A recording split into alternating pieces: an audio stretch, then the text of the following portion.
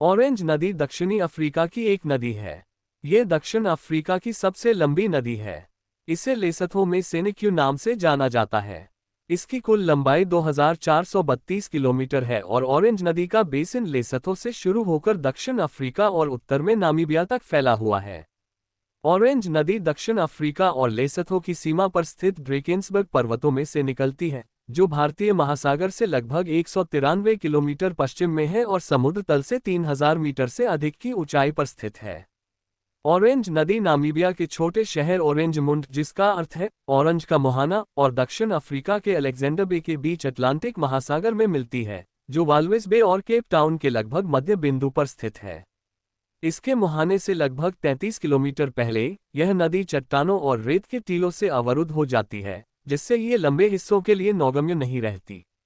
इस प्रकार यह नदी ड्रेकेंसबर्ग पर्वतों से निकलती है और दक्षिण अफ्रीका से होकर पश्चिम की ओर अटलांटिक महासागर तक बहती है।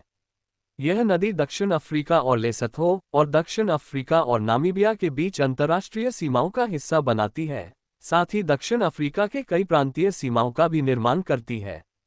उपिंगटन को छोड़कर ये किसी भी प्रमुख शहर से होकर नहीं गुजरती है। ऑरेंज नदी दक्षिण अफ्रीका की अर्थव्यवस्था में एक महत्वपूर्ण भूमिका निभाती है, क्योंकि यह सिंचाई और जलविद्युत उत्पादन के लिए पानी प्रदान करती है।